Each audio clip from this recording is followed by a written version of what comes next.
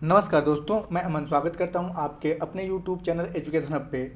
भारत के राज्य दर्शन के आज के इस क्लास में हम देखेंगे मणिपुर के बारे में, जो कि भारत का एक पूर्वोत्तर राज्य है जिसमें कि 7 सिस्टर शामिल है। यहाँ पे आपको जो दिख रहा है मैप, यहाँ पे जो रेड इंडिकेट है ये आपका मणिपुर है और इन्हीं सातों राज्यों को हम लोग 7 सिस्टर के नाम से जानते हैं। तो इन्हीं 7 सिस्टर में से एक राज्य है आपका मणिपुर। तो चलिए शुरू करते हैं बिना किसी देरी के। तो जैसा कि आप यहाँ पर मणिपुर में देख सकते हैं, तो मैंने आपको भारत मैप में दिखाया कि मणिपुर जो है भारत के पूर्वोत्तर में स्थित एक राज्य है और इसकी राजधानी जो है इम्फाल है। यहाँ पर आपको इम्फाल दिख रहा होगा, इसकी राजधानी जो है इसके मिड में है, इम्फाल है।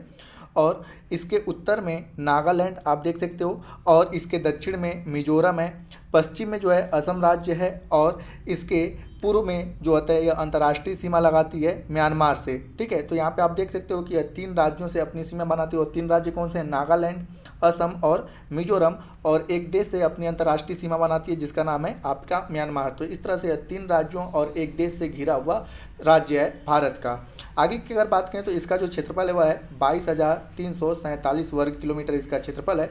अगर वर्ग मील की बात करें तो इसका क्षेत्रफल है 8,628 वर्ग मील। यहाँ के जो मूल निवासी उन्हें मैते जनजाति हैं और जो यहाँ की घाटी क्षेत्र में रहते हैं। तो मैते जनजाति जो है मणिपुर की मूल निवासी के रूप में जाने जाते हैं और इनकी भाषा जो है वह है मेई तिलोन, जिसे बेसिक रूप से हम लोग मणिपुरी भाषा के नाम से भी जानते हैं। तो मेई तिलोन कह लें या मणिपुरी भाषा कह लें, दोनों का नाम एक ही है। तो यहाँ की इनकी भाषा है।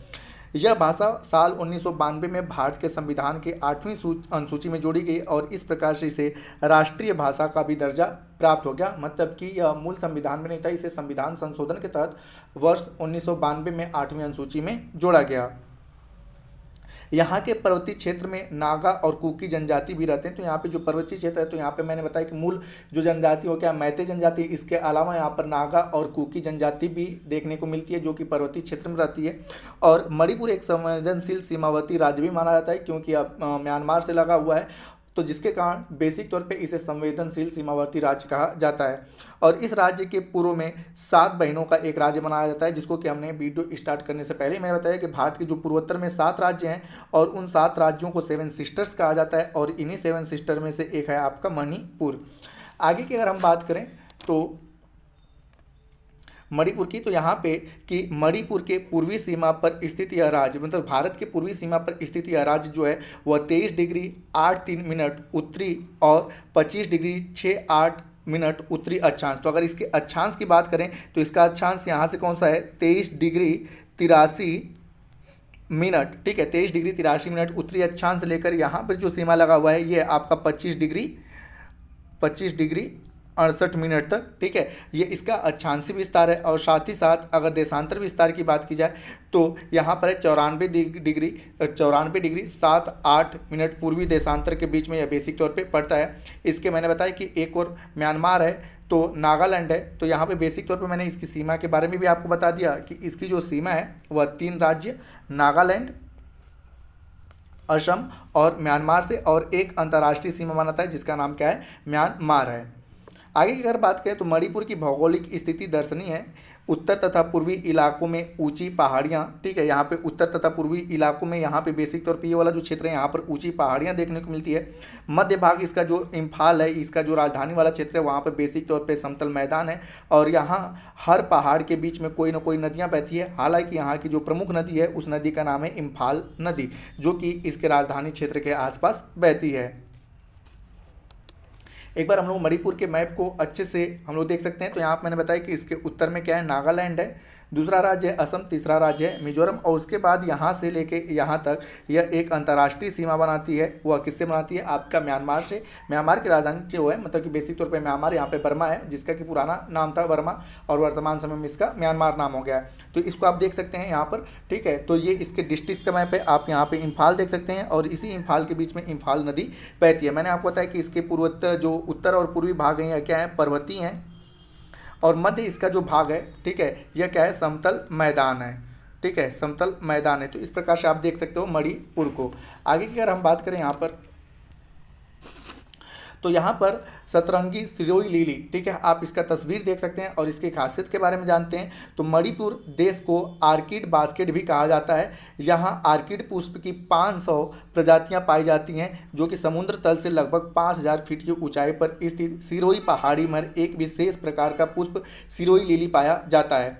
सिरोही लिली का यह फूल पूरे विश्व में केवल मणिपुर में ही पैदा होता है। इस अनोखे और दुर्लभ पुष्प की खोज फ्रैंक किंगडम वार्ड नामक एक अंग्रेज ने साल 1946 में की थी। यह खास लिली केवल मानसून के महीने में पैदा होती है। इसकी विशेषता यह है कि इसे जब आप सूक्ष्मदर्शी से देखते हैं तो इसमें 7 रंग दिखाई देते हैं। इस अनोखी लिली को साल 1948 में लंदन स्थित रॉयल हार्टिकल्चर सोसाइटी में मेरिट प्राइज से नवाजा गया था। हर वर्ष उखरूल जिले में सिरोही लिली फेस्टिवल का आयोजन बड़ी धूमधाम से होता है और इसे देखने के लिए दूर दूर से लोग मणिपुर जाते हैं।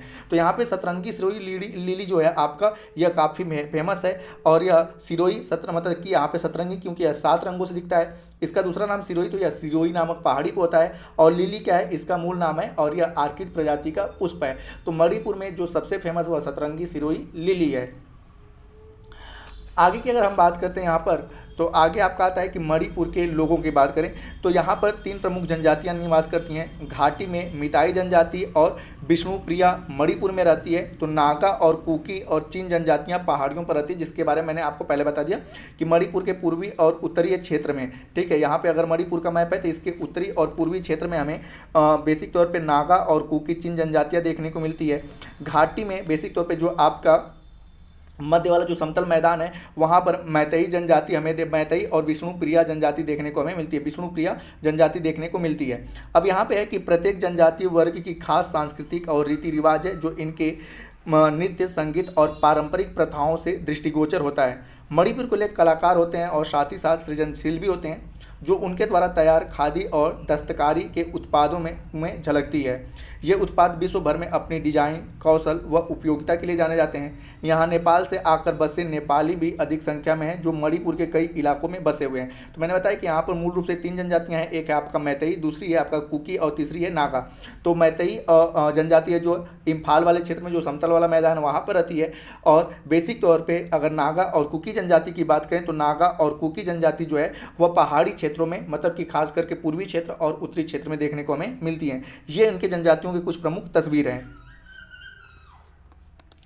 अब यहाँ पे हम बात करते हैं मणिपुर के एक सामान्य परिचय की। तो मणिपुर का शाब्दिक अर्थ होता है आभूषणों की भूमि। भारत की स्वतंत्रता से पहले यह एक रियासत थी और आज़ादी के बाद यह भारत का एक केंद्र शासित राज्य बना।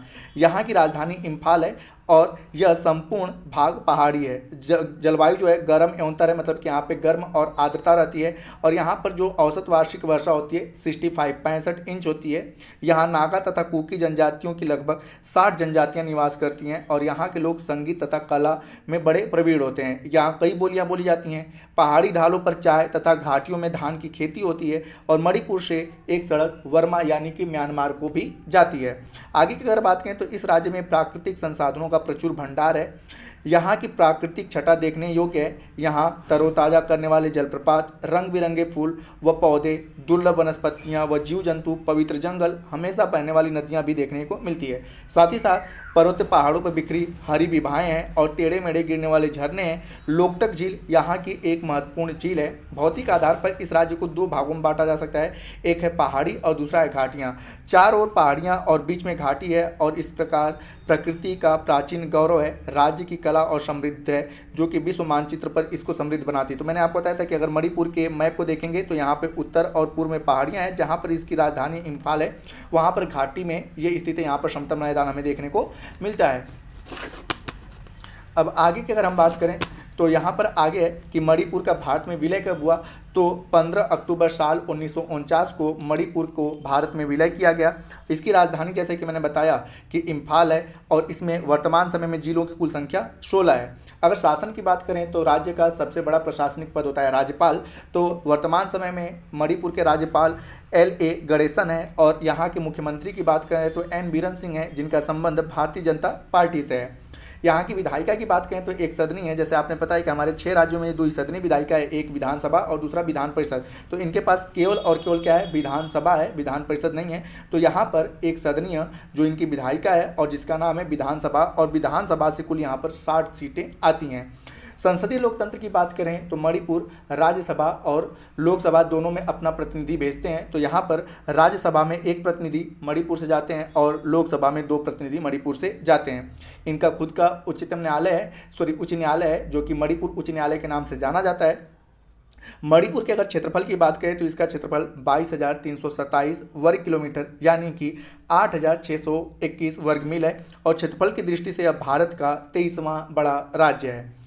आगे की अगर हम यहाँ पे बात करते हैं जनसंख्या की, तो जो कि साल 2011 के जनगणना के अकॉर्डिंग है, तो यहाँ की कुल जनसंख्या जो है 28,55,794 यहाँ की जनसंख्या है और जनसंख्या की दृष्टि से यह भारत का 23वां बड़ा राज्य है। अगर घनत्व की बात करें तो यहाँ पर प्रति वर्ग किलोमीटर में 130 लोग या वर्ग मील की बात करें तो प्रति वर्ग मील में 330 लोग रहते हैं। भाषा की बात करें तो यहाँ की जो राजकीय भाषा है वह मणिपुरी है और साक्षरता की बात करें तो यहाँ की साक्षरता दर 79.85% है, जो कि साक्षरता दर से यह भारत का 16वां राज्य आता है।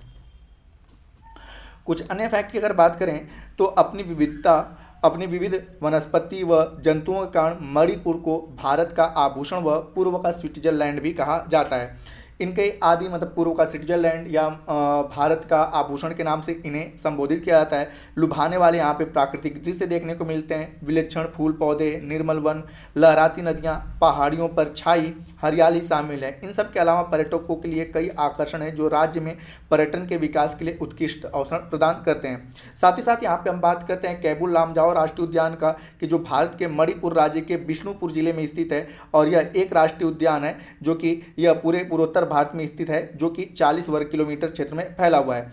विश्व में यह विश्व का एकमात्र तैरता हुआ राष्ट्रीय उद्यान है और मणिपुर की विश्व प्रसिद्ध जो लोकटक झील है का एक अभिन्न हिस्सा है। तो मतलब इसी आपका कैबुल लामजाओ राष्ट्रीय उद्यान में भी लोकटक झील है और विश्व का यह एकमात्र जो है तैरता हुआ राष्ट्रीय उद्यान है।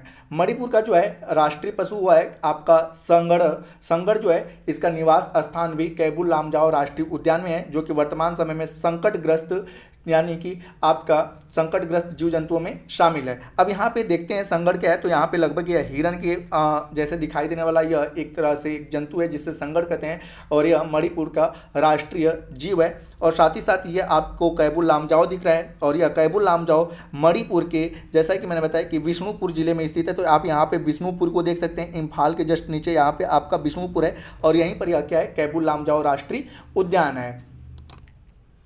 आगे की अगर बात करें तो मणिपुरी नृत्य जो है भारत का प्रमुख शास्त्रीय नृत्य है, मतलब कि यहाँ की जो शास्त्रीय नृत्य है वह मणिपुरी है, जो कि भारत का एक शास्त्रीय नृत्य के अंतर्गत आता है और इसकी उत्पत्ति या उत्पत्ति स्थल के नाम पर यानी कि मणिपुर के नाम पर ही ठीक है इसका नाम मणिपुरी पड़ा है।